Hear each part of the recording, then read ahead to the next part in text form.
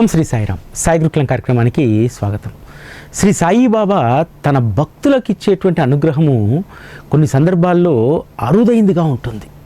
ఒకరిపైన బాబాకు ప్రేమ కలిగిందనుకోండి, ఆ భక్తుడు దేనికోసమైతే తప్పిస్తున్నాడు, తప్పించడం మాత్రమే కాదు, దేనిని చూసైతే భయపడుతున్నాడు, దానినే బాబా అనుగ్రహిస్తారు. అందులో నిష్ణాతుణ్ణి కూడా ఆ భక్తుడిని చేసేస్తారు. బాబా యొక్క చతురతకు, వారి భక్తుల పట్ల వారికి ఉన్నటువంటి ప్రేమకు ఇది నిదర్శనం. శ్రీ సాయి సచ్చరితలో కొన్ని సందర్భాలను ఒక్కొక్కసారి చదివినప్పుడు ఎంత అద్భుతం అనిపిస్తుందంటే, బూటీకి జ్యోతిష్యం పట్ల చాలా మక్కువ. తను ఏ పని చేయాలనుకున్నా సరే జ్యోతిష్యుని సంప్రదిస్తాడు. ఎంత దానికి ఎడిక్ట్ అయిపోతారంటే, వారానికి, నెలకు, 3 నెలలకు, ఎప్పుడు పడితే అప్పుడు తన యొక్క జ్యోతిష్యాన్ని, హస్త సాముద్రికాన్ని జ్యోతిష్యుని చూపెడుతూ ఉంటారు. ఎందుకంటే వ్యాపారం చేస్తున్నాడు కదా, వ్యాపారంలో ఎగుడు దిగుడులు ఎలా ఉంటాయి, తన గ్రహస్థితి ఎలా ఉంటుంది, ఇవన్నీ తెలుసుకోవాలని అనుకుంటారు. నిజంగా మీరు గ్రహ ఫలితాలు చూడండి, ఏ రాశికైనా సరే పరిపూర్ణమైనటువంటి శుభం జరుగుతుంది, ఈ రాశి వారికి ఈ సంవత్సరం తిరుగులేదు అనేటువంటి ఫలితం ఎక్కడైనా ఉంటుందా? ఎక్కడా ఉండదు. ఎందుకంటే మనం ఏ రాశిలో పుట్టినా, ఏ గ్రహస్థితి మనకున్నా సరే మనకున్నటువంటి కర్మలవి వెంటబడుతూనే ఉంటాయి. చాలామంది అంటారు, నీ గురు మహర్దశ వచ్చింది, అసలు తిరుగులేదంటారు. నిజంగా దుప్పటి కప్పుకొని పడుకునేటువంటి వాళ్ళు ఎవరైనా ఉంటారా? ఏ స్థితి వచ్చినా సరే మనం చేయాల్సినటువంటి కష్టం మనం చేయాల్సిందే, అందులో ఎటువంటి తేడా లేదు. అయితే బూటీకి ఎప్పుడూ కూడా ఈ జ్యోతిష్యం పట్ల ఆసక్తితో ఉండేటువంటి వారు. డేంగ్లే అనేటువంటి గొప్ప జ్యోతిష్యుడు ఉండేవాడు పూణేలో. అటువంటి వాడు బూటీకి ఆస్థాన జ్యోతిష్యుడుగా ఉంటారు. మీ అందరికీ తెలుసుగా, సచ్చరితలో ఒకసారి ఒక సందర్భం వస్తుంది. బూటీకి డేంగ్లే చెప్తాడు, ఈరోజు నీకు ప్రాణగండం ఉంది, ఈ ప్రాణగండం దాటిపోవాలంటే చాలా కష్టం, నువ్వు బయటపడ్డవంటే నువ్వు అదృష్టవంతుని, సాధారణంగా 90% నీకు అవకాశం లేదని చెప్తాడు. బూటీ వణికిపోతాడు. వణికిపోయి ద్వారకామాయిలో ఒక మూలను కూర్చుంటే బాబా పిలుస్తాడు, ఏమిటి ఈ జ్యోతిష్యుడు, ఈ బ్రాహ్మణుడు నీకు ప్రాణగండం ఉంది అంటున్నాడు కదా, నువ్వు ఎలా మరణిస్తావో నేను చూస్తానంటారు.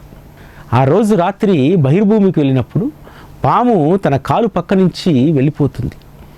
ఆ రోజు ఆ పాము కాటేయాల్సినటువంటి పరిస్థితి. జ్యోతిష్యుడు చెప్పింది వాస్తవమే. అదేవిధంగా సద్గురువు యొక్క వాక్కు రక్షించిందనేటువంటిది అంతకంటే 200% సత్యం.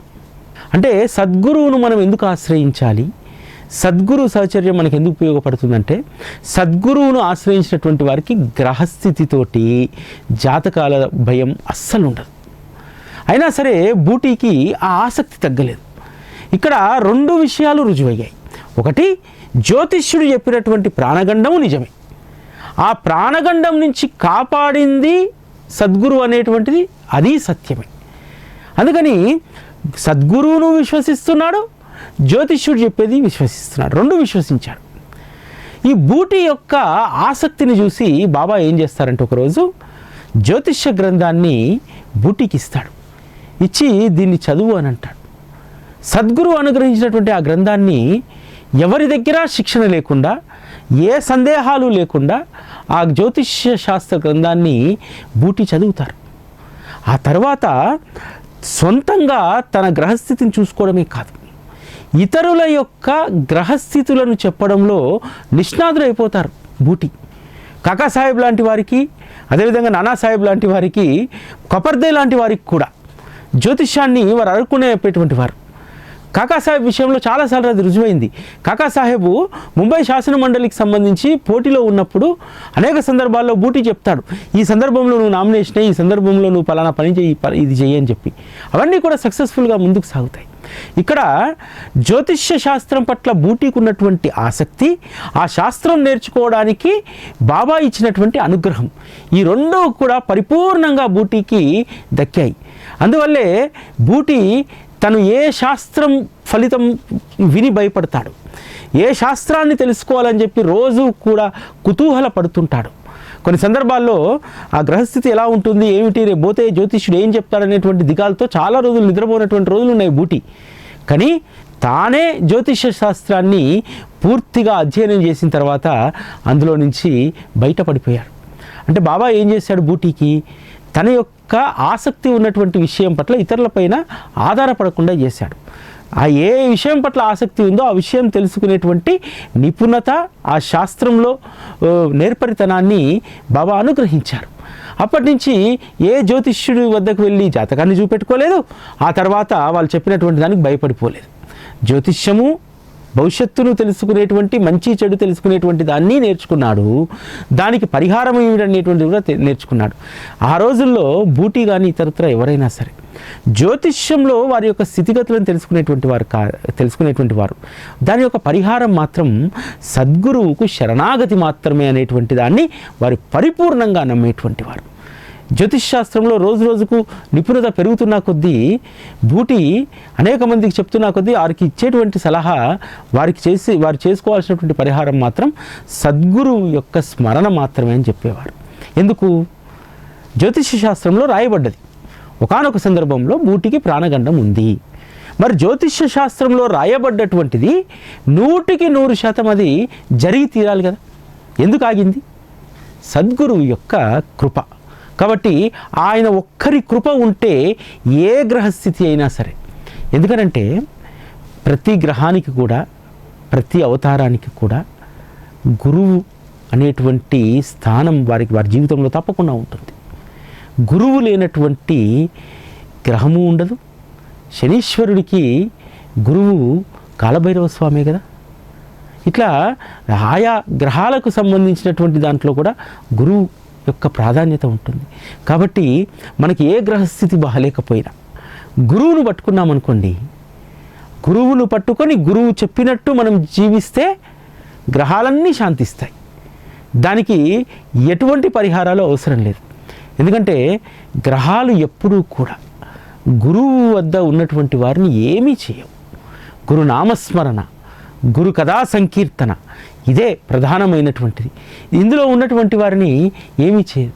ఎందుకంటే బాబా స్వయంగా చెప్తారు కదా, నామం మృత్యుముఖం నుండి బయటికి లాగుతుంది, నామం కాలుని మెడను వెంచుతుంది.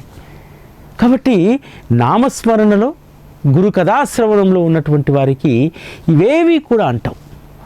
తనను ఆశ్రయించినటువంటి బిడ్డలు గ్రహాల యొక్క ఆగ్రహానికి బలి కాకుండా ఉండడానికి బాబా చిన్న చిన్న ఉపాయాలను చేయిస్తూ ఉంటారు. ఆ చిన్న చిన్న ఉపాయాలు చేసినటువంటి వారు అత్యంత త్వరగా దాంట్లో నుంచి బయటపడతారు. బాబా చాలా సందర్భాల్లో చెప్తారు కదా, పరిహారాలు చాలా సులువుగా ఉండేటువంటివి. బాలాశింపికి జ్వరం వస్తే నల్ల కుక్కకు పెరుగన్నం పెట్టమన్నారు. అనేక సందర్భాల్లో బాబా భక్తులను వారి యొక్క సంకట స్థితుల నుంచి బయట వేయడానికి ఇటువంటి చిన్న చిన్న పరిహారాలు చెప్పేటువంటి వారు.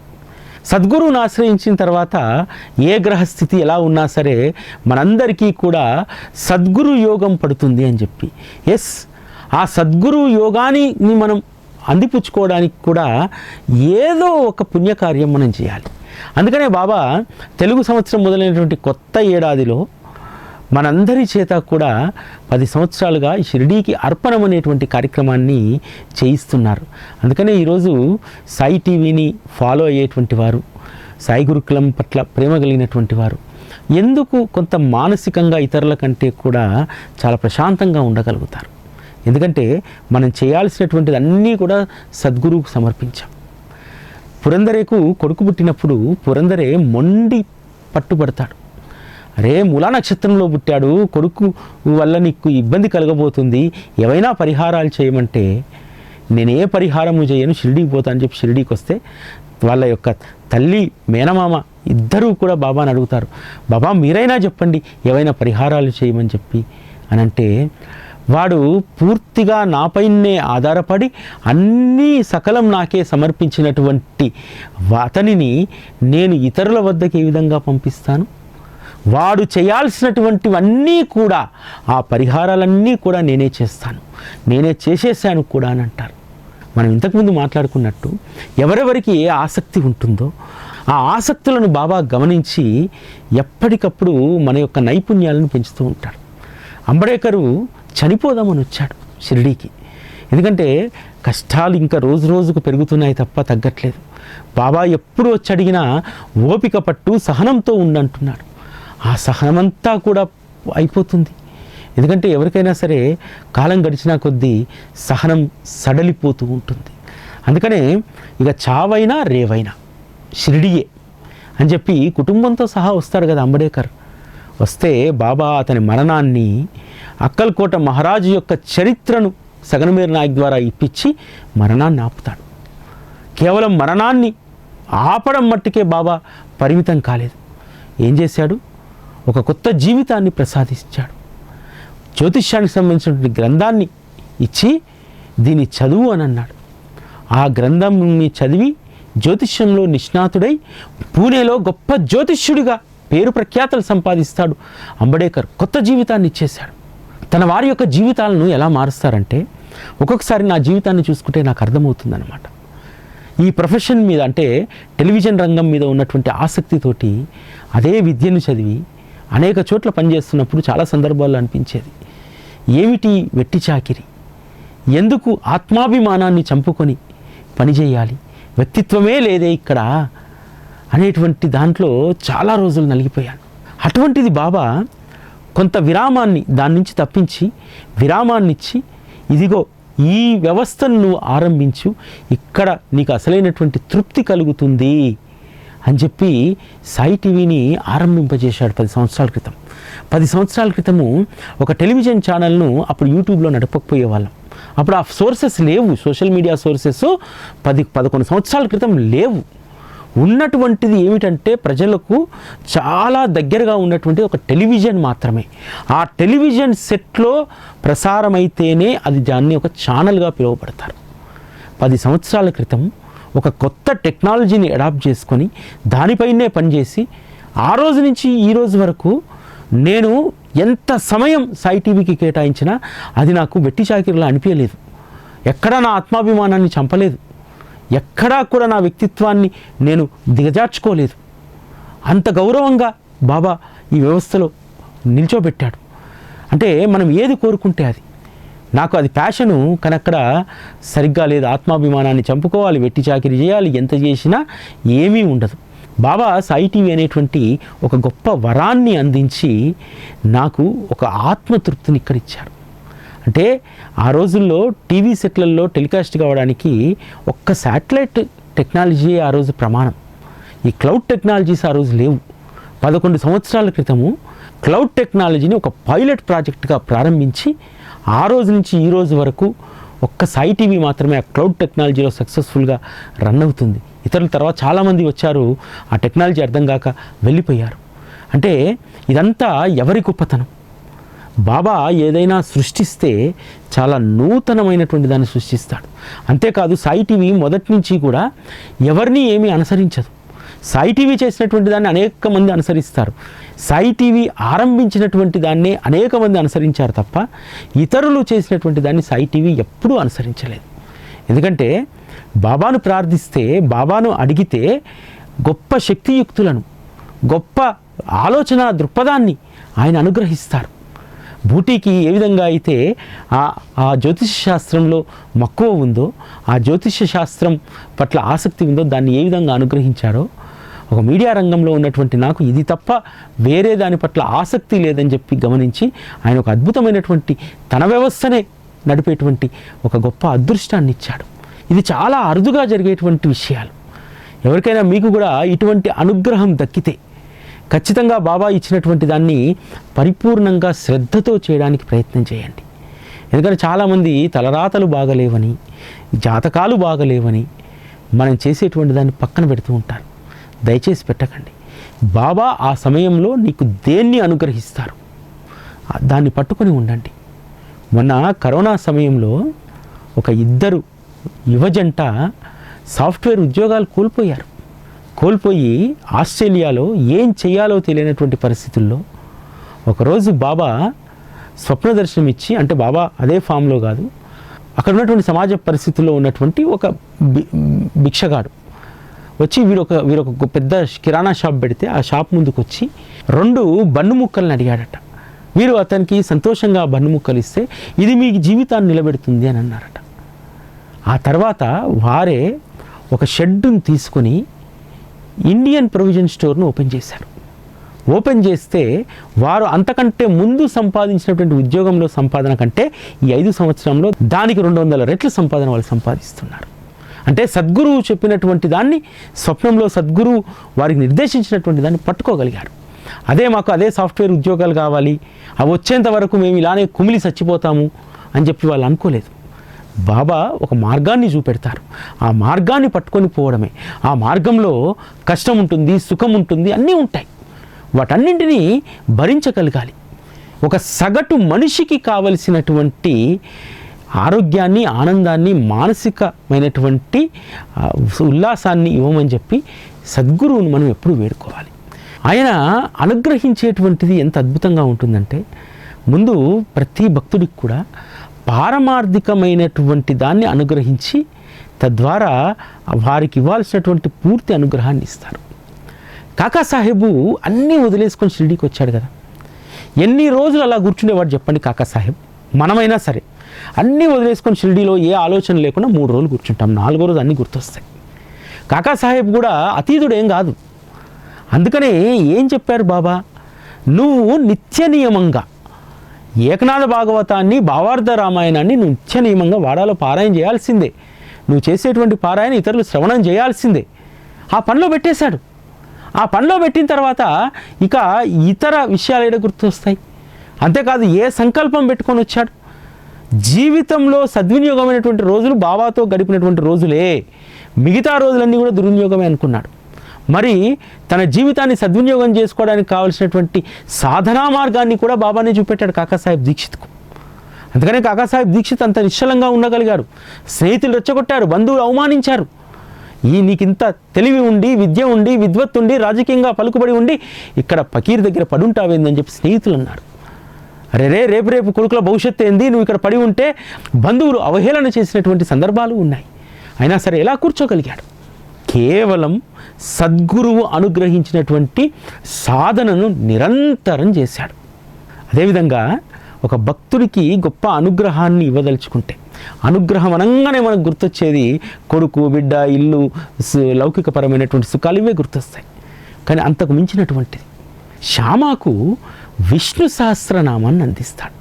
నిజంగా శ్యామాకు విష్ణు సహస్రనామం అందించడం వెనుక ఉన్నటువంటి ఉద్దేశం, శ్యామ ఎప్పుడు అనుకునేటువంటి వారు, అరే అందరూ కూడా అద్భుతమైనటువంటి సంస్కృత గ్రంథాలు పారాయణ చేస్తూ ఉన్నారు, సంస్కృత శ్లోకాలను చదువుతూ ఉన్నారు, నాకు ఒక సాయి మహారాజ్ అనేటువంటి మాట తప్ప, ఆ నామం తప్ప మరొకటి రాదే అనుకున్నారు. అందుకని సాయి మహారాజ్ అనేటువంటి నామాన్ని గుండెల్లో నింపుకున్నటువంటి శ్యామకు అద్భుతమైనటువంటి అనుగ్రహాన్ని ఇచ్చారు. విష్ణు సహస్రనామం అనేటువంటి మాలను తీసి మెల్లో వేశారు. బాబా ఏం చెప్తాడు, శ్యామా ఒకప్పుడు నా ప్రాణం పోయేటువంటి స్థితిలో ఈ యొక్క విష్ణు సహస్రనామ పుస్తకాన్ని నా గుండెకు అత్తుకుంటే తిరిగి ప్రాణం వచ్చినంత పనైంది, నా ప్రాణం నిలబెట్టింది ఇది అని అంటారు.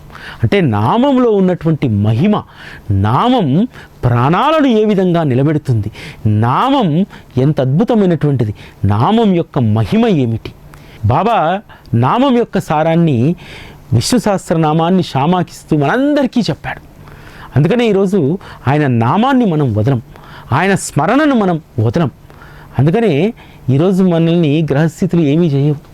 గ్రహస్థితుల యొక్క పనిష్మెంటు అలా గాలిలా వచ్చి, వేడి గాలిలా వచ్చి తగిలి వెళ్ళిపోతుంది మొహం దగ్గర నుంచి. ఈరోజు బాబాను ఆశ్రయించినటువంటి వాళ్ళు ఇంత స్థిమితంగా ఎందుకు ఉండగలుగుతున్నారు? సావిత్రిబాయి టెండూల్కరు కొడుకు భవిష్యత్తు గురించి అంత నిశ్చింతగా ఎందుకుంది? జ్యోతిష్యులు చెప్పేశారు, తేల్చేశారు గొప్ప పండితులు.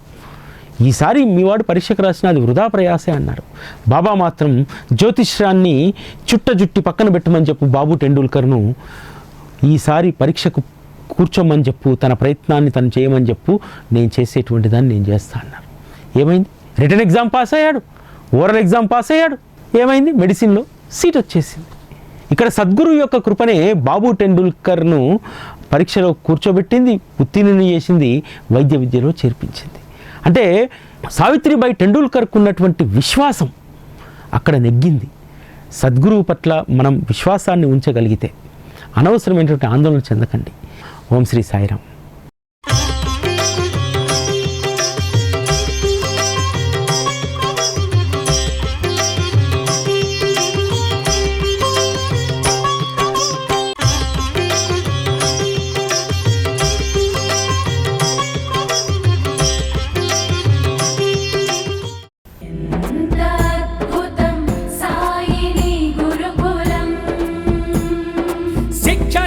అపశిక్షలు లేని శరణాగతి సౌదం